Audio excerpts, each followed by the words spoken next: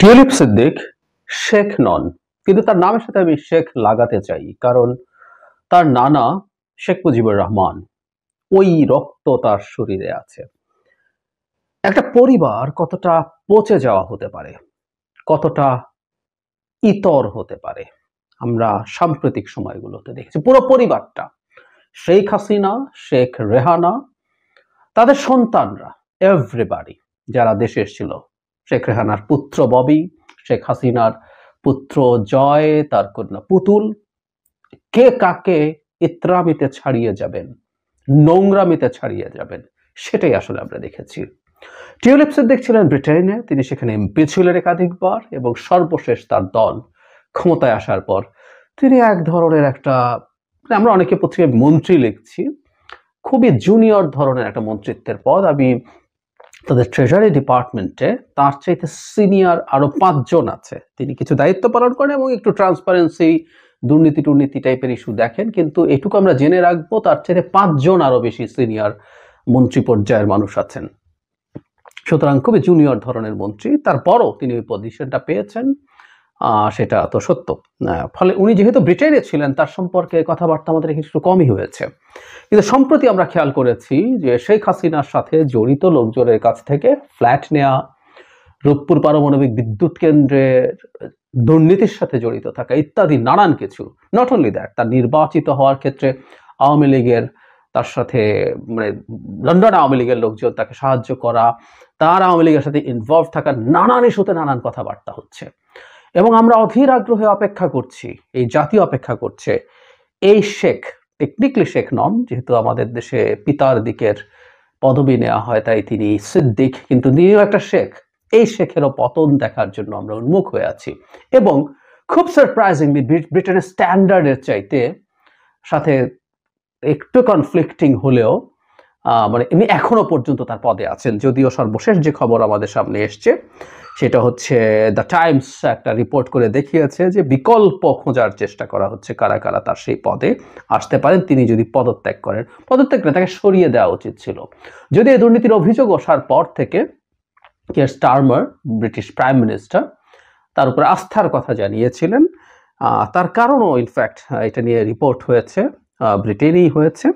উনি কেন এটা করেন সেরকম একটা রিপোর্ট দ্য টেলিগ্রাফে এসছে। টেলিগ্রাফের রিপোর্টটা পড়লাম, বাংলাদেশে অনেকেই এটা পাবলিশ করেছে। সেখানে ব্যাপারটা এইরকম, টিউলিপের পাশাপাশি একটা কনস্টিটিউয়েন্সি থেকে স্টারমার ইলেকশন করেন এবং সেই সময় থেকে তাদের মধ্যে একটা ভালো সম্পর্ক আছে। নট অনলি দ্যাট, যেটা আরো বেশি ইম্পর্টেন্ট সম্ভবত, সেটা হচ্ছে স্টারমার যখন তার দলের নেতা হতে যাচ্ছেন তখন টিউলিপ তাকে দ্ব্যর্থহীন ভাষায় সমর্থন করেছেন। ফলে স্টারমার তার সাথে সম্পর্ককে অনেক ইভ্যালুয়েট করেন। এটাকেই কারণ হিসাবে টেলিগ্রাফ বলার চেষ্টা করেছে। আমরা জানি না এর সাথে আরো কোনো ইস্যু জড়িত আছে কিনা, কিন্তু করেনি। কিন্তু আমরা, কারণ যাই হোক না কেন, ব্রিটেন যে গণতন্ত্রের সূতিকাগার, সেই ব্রিটেনে এই রকম নোংরা অভিযোগ ওঠা একজন মানুষকে এখনো পদে রেখেছেন তিনি, এটা ব্রিটেনের স্ট্যান্ডার্ডের সাথে বেশ কনফ্লিক্টিং, আমরা এভাবে নিশ্চয়ই বলতে পারি। আমরা অনেক রিপোর্ট এসছে, যেমন গার্ডিয়ান একটা খুব গুরুত্বপূর্ণ রিপোর্টের নিয়ে কথা বলেছে, সেটা থেকে কিছু অংশ পড়ি, এটা আমাদের জন্য খুবই ইন্টারেস্টিং সব তথ্য দেবে। টিউলিপ সিদ্দিক ঢাকায় সাবেক প্রধানমন্ত্রী শেখ হাসিনা তৎকালীন সংস্কারের সঙ্গে নিজের তেমন কোনো সম্পর্ক না থাকার, উনি আগে একটা ইন্টারভিউতে চ্যানেল 4-কে তিনি এসব বলছি, মানে ইন্টারভিউ প্রসঙ্গে কিছু কথা বলছিলেন, তাতে তার শেখ হাসিনার সাথে তার কোনো রকম কোনো সম্পর্ক নেই, এটা আসলে বোঝাতে চেয়েছিলেন। তারপরে বলা হচ্ছে, সমালোচকরা বলছেন বাংলাদেশে তার পরিবারের কর্তৃত্ববাদী শাসন থেকে নিজেকে দূরে রাখার যে কথা টিউলিপ বলেছেন, তাতে তাদের সঙ্গে আওয়ামী লীগের সঙ্গে প্রকৃত ঘনিষ্ঠ বিষয়টি আড়াল করার চেষ্টা হয়েছে। ঢাকা ভিত্তিক অনুসন্ধানী সাংবাদিক ডেভিড বার্গম্যান বলেন টিউলিপ সিদ্দিকের অবস্থান হলো আওয়ামী লীগ বা বাংলাদেশের রাজনীতির সঙ্গে তার কোনো সম্পর্ক নেই, কিন্তু সত্য হলো তিনি আওয়ামী লীগের একজন বড় সুবিধাভোগী ছিলেন।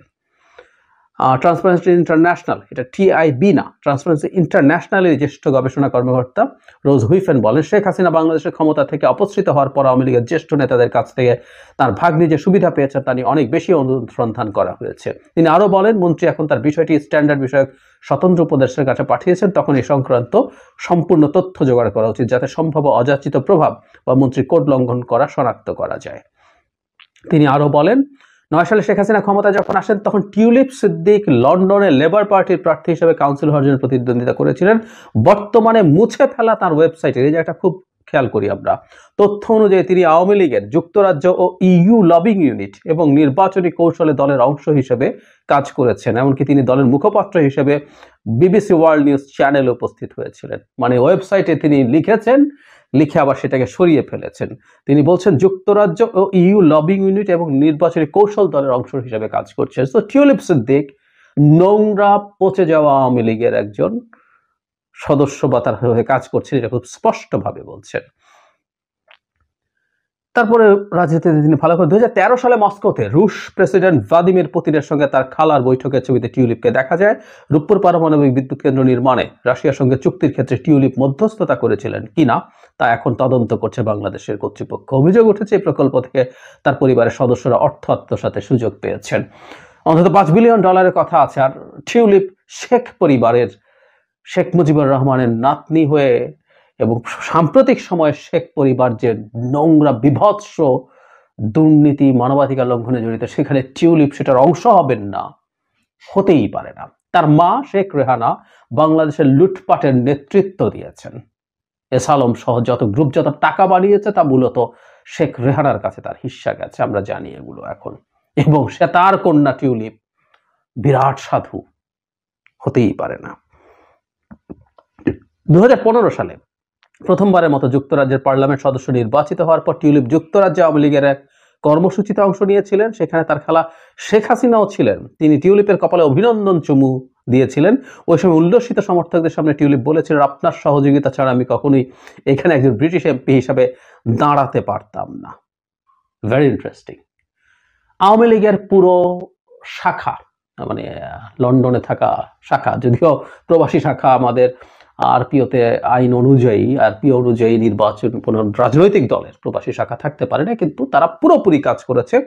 এই পরিমাণ তথ্য একটা সহযোগী পত্রিকায় আছে, সেখানে রীতিমতো টিবিএসে, সেখানে রীতিমতো ছবি দিয়ে যুক্তরাজ্য আওয়ামী লীগের প্রচারণা কিভাবে চালিয়েছে এসব ছবি দিয়ে দেখানো আছে। তো তারা হুবহু ওইভাবেই কাজ করছে। এখানে ক্ষমতাসীন দল টিউলিপের পদে বিকল্প একটি সংক্ষিপ্ত তালিকার কথা বলেছে, তারা এগুলো দেখছে, এটা একটু আগেই বললাম। এখন আমার কাছে যে জিনিসটা মনে হয় সেটা হলো টিউলিপ সিদ্দিক যা যা করেছেন, যা যা হয়েছে তাকে নিয়ে বাংলাদেশের উচিত এই জায়গাটা আমার মনে হয় বাংলাদেশ সরকারের বিবেচনা করা দরকার। কারণ শেখ হাসিনার সাথে থাকা লোকজন যখন তাকে এই ধরনের ফ্ল্যাট দেয়, যেটা অন্তত ওয়েল ডকুমেন্টেড হয়ে পাওয়া গেছে, সেটার ব্যাপারে বাংলাদেশ সরকারের শোরগোল করা দরকার।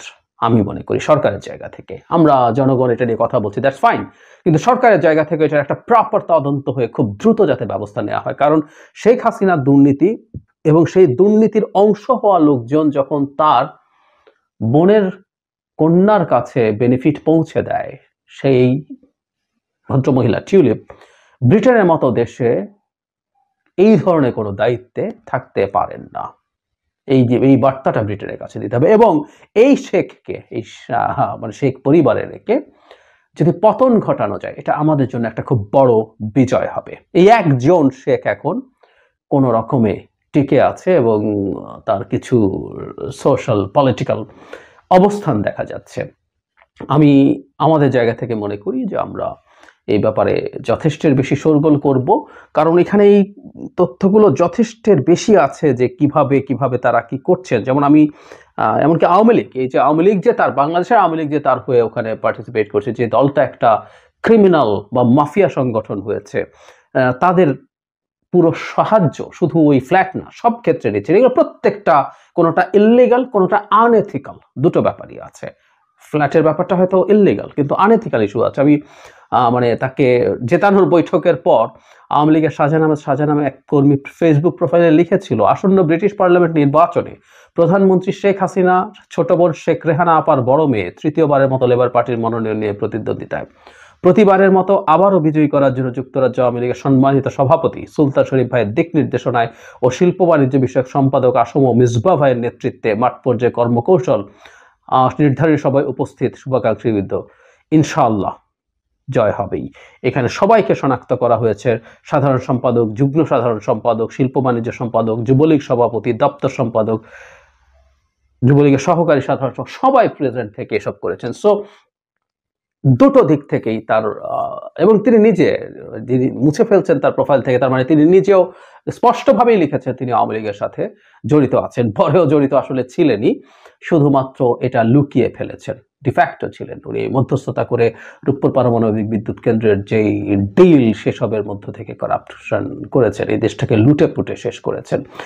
সুতরাং আমাদের সরকার থেকে টিউলিপ সিদ্দিকের ব্যাপারে কেউ একজন একটা ব্রিফিং আমার মনে হয় করা উচিত, কারণ এটার সাথে বাংলাদেশ জড়িত, এটা একেবারে আইসোলেটেড কেস না, বাংলাদেশ সরকার জড়িত, বাংলাদেশের জনগণ জড়িত, আমাদের ভাগ্য ধ্বংস করা জড়িত। আর আমরা শুরুতে যেটা বলেছিলাম, আমরা আশা করছি এটা হয়ে যাবে। ব্রিটেনের স্ট্যান্ডার্ড অনুযায়ী যথেষ্টের বেশি সময় দেয়া হয়েছে, এটা আসলে হয় না। মানে অন্য কোনো প্রাইম মিনিস্টার হলে এবং স্টারমারের সাথে তার এত খাতির না থাকলে এটা নিশ্চিতভাবেই আরো অনেক আগে হতো। আমরা চাই খুব দ্রুত তারা এটা করবেন এবং আমরা আমাদের চাপ জারি রাখবো, এবং সেই ঘটনাটা ঘটার পর আমরা নিশ্চয়ই দুর্দান্ত সেলিব্রেট করব। এই পরিবারটার পচে গলে শেষ হওয়া দেখার চাইতে আনন্দময় আর কিছু হতে পারে না।